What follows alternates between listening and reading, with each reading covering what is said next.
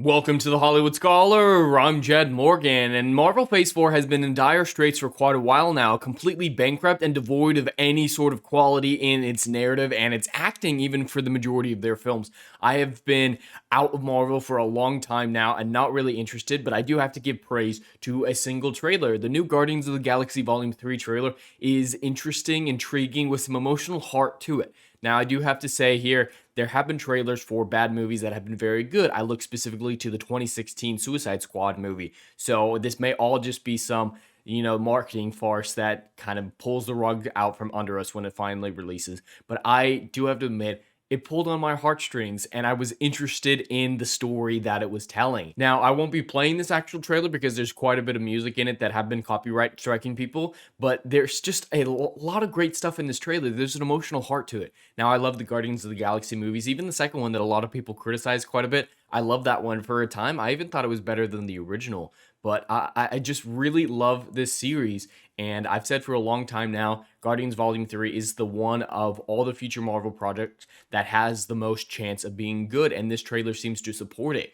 There seems to be consequences in some of Rocket's backstory. There seems to be some heartache there, and then Quill screaming.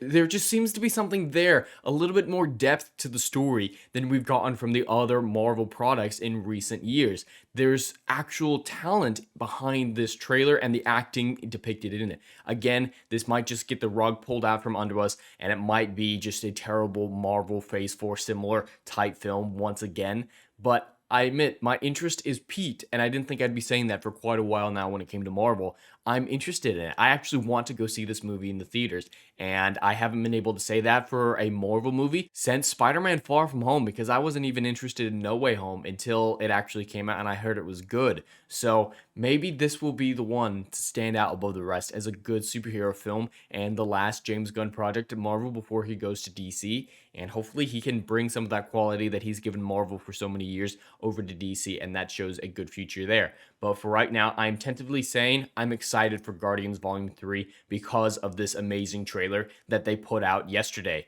And as always, I like to end these videos on a bit of chivalry from the mainstream or access media. We got this article here from Variety, and they're already coping for how bad Phase 4 is. There's no point to Marvel's Phase 4, but it doesn't need one. No, you kind of need one for a cinematic universe. You kind of need a point in a story.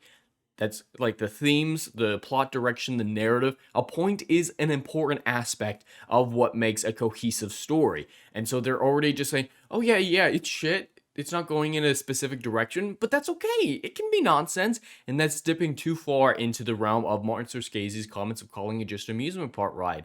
At least in the first three phases of Marvel, I believe that there was a little bit more to it than amusement park rides, but these later films, I would say, had no depth to them whatsoever, and amusement park ride is a great analogy for them.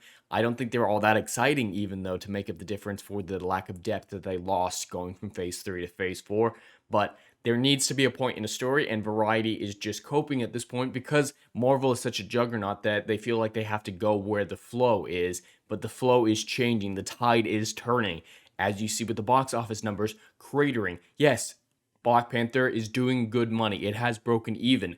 But if you take into account inflation, increases in ticket prices, the number of people that went to see Black Panther 2 versus Black Panther 1 is down 40%. A 40% drop in audience retention. That is not a good sign for Marvel as a whole. That is not a good sign for the future of Phase 4 and the eventual Phase 5 and Phase 6. I think Marvel will peter out and die in the next few years unless they make a strong change, and that change has to come. Perhaps Guardians of the Galaxy will begin that change back towards normalcy, back towards the story coming first, the characters having some depth to them, and having a narrative that actually has a point, as Variety points out, doesn't matter apparently. But I will not make any firm statements. I will not believe that Guardians of the Galaxy is the savior until after it's out. Spider-Man No Way Home was really good. It didn't end up being the savior for the future of superheroes, specifically at Marvel. Even though that is a Sony production, it didn't really change the tide, even though it was really good and really well received. So Guardians, even if it is really good and really well received, it may not have all that much effect in the long run. But we'll have to wait and see for the coming years to see what effect this movie and others may have on the future of superhero projects. But anyway, that's all I have for today. I'd love to hear your thoughts and comments below. Please like and subscribe, and I'll see you in the next video. Anon.